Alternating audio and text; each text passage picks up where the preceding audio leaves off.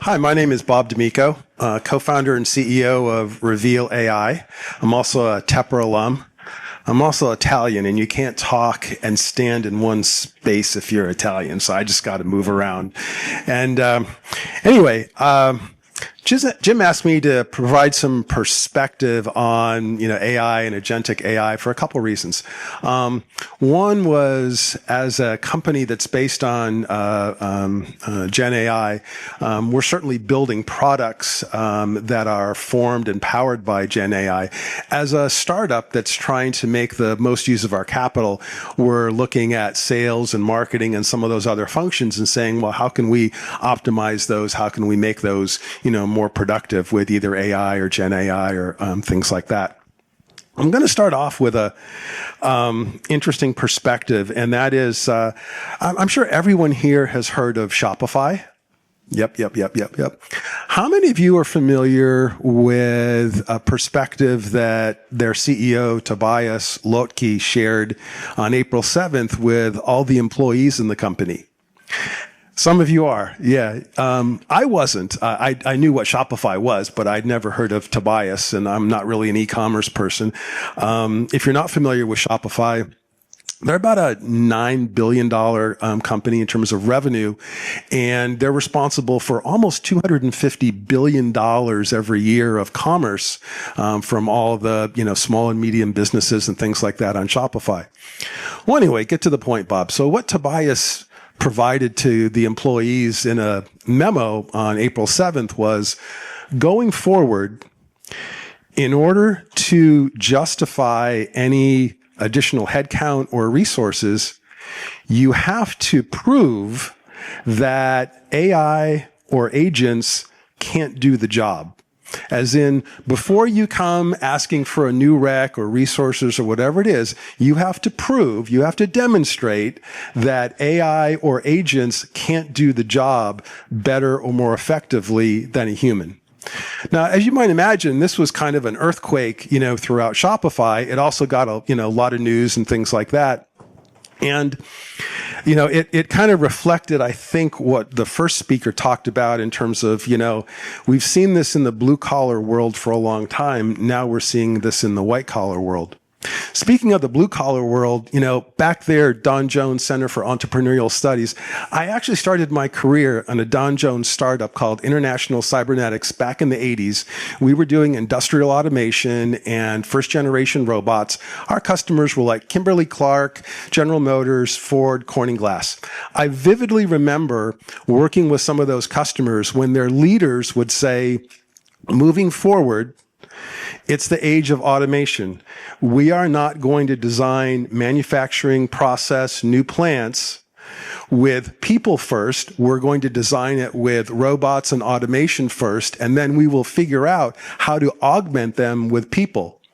Interestingly enough, you could look at the blue collar population in a lot of these plants, and being an engineer in a small company, you design the product and then you go basically install it. I got a chance to talk to a lot of these folks, and it kind of bifurcated almost like 1/3, 2/3. 2/3 of them were naturally worried about how they were going to put food on the table. The other third were excited because they were going to get to work with this new technology. They were going to embrace it, and they could see a future where they were going to get to do something different than some of the things that perhaps the prior generation did.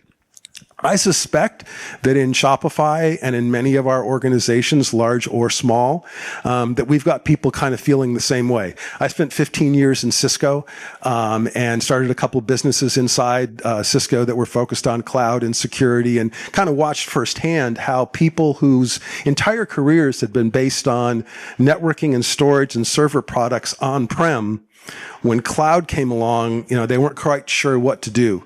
And some of our customers weren't quite sure what to do.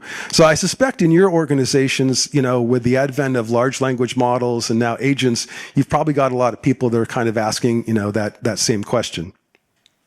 Back to Reveal for a minute. So, Essentially, we use GenAI products to help consumer-focused businesses kind of reimagine three things: either their digital consumer onboarding process and workflow, or their actual consumer research and partnerships with their research firms, or their kind of customer experience. We basically take AI, weave it into conversations and interviews, throughout those three areas. And so in that sense, we're both building products based on AI, and as I mentioned, we're kind of using AI. Let me go back a couple years ago to large language models and try to draw some parallels to where we might see agents today. So we're about 2.5 years old. So roughly 2 years ago, we started kind of building our products based on Claude and GPT and some of those sorts of things. And what we quickly discovered was that for myself and some of the folks in sales and marketing, which at the time was only one person, we got a lot of value out of Claude and GPT. When it came to trying to build products on them, we were really stymied because, our customers were asking kind of what's the ground truth. We were beginning to realize how the difference between kind of a probabilistic tool versus a more deterministic tool. I'd say it probably took us a good year before we felt we had some really solid products. And it helped us understand the difference between kind of building products with this technology versus simply using this technology. So kind of coming to agents today, we're definitely exploring that in kind of our sales, marketing, and customer service area. We're starting to learn, what works, what doesn't work, how can we take advantage of that technology. On the building side, I would say we're still a ways away.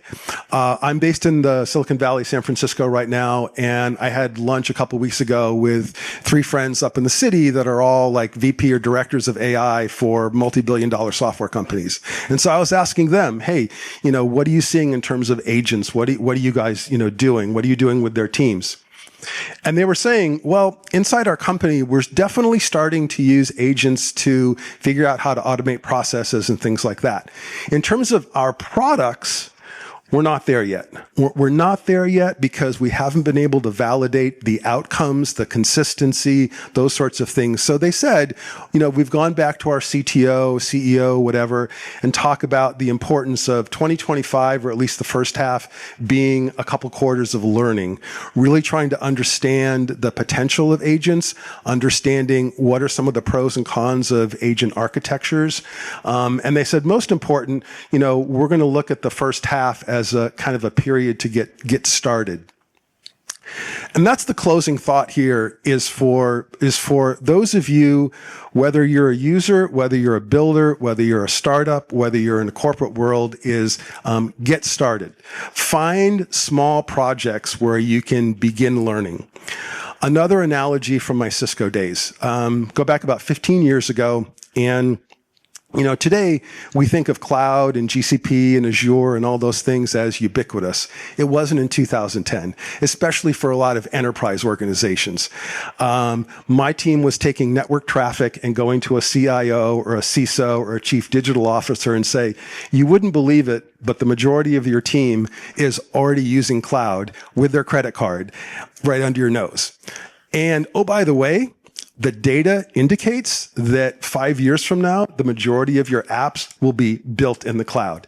And I would look at a CIO who was typically over 50, and they would look at me like I was from Mars, because that couldn't possibly be true, because they had a 25-year career built on certain assumptions. And, I was a younger guy then, and we just, couldn't be true. We would show them the data, they still wouldn't believe it.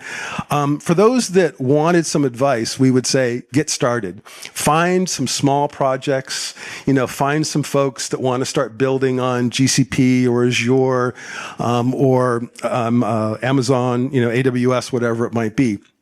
That would be my counsel to you, particularly all of you in kind of a more corporate environment, is, look at 2025, look at some of the folks on your team. If you haven't started already to kind of think about agents, what they do, pick a project, pick some areas where, over the next few months you can learn, apply, and then you'll set yourself up for a much stronger 2026. Now, I say that with a caveat, and that is, this is what I'm seeing. You're going to hear from, some speakers later on this afternoon that have arguably more experience with agents than I do, and so they may have additional proof points.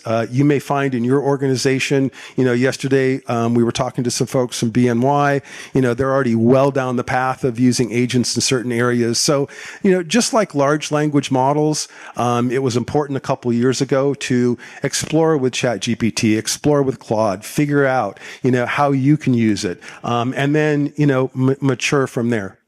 So that would be the thought. Get started, find a place to get started, reduce some of the fear for yourself, reduce some of the fear, and maybe to do that, focus your goals and objectives not on a project that's going to drive a tremendous amount of productivity, but rather, what can you learn? What are your learning objectives? In the first 30 or 60 days of trying something with agents, what are you trying to learn? What is your team trying to learn? That will really, reduce the risk and the fear, and it will encourage the exploration that you or your organization need to, quite frankly, move past some of your competitors. Thanks very much. Appreciate it.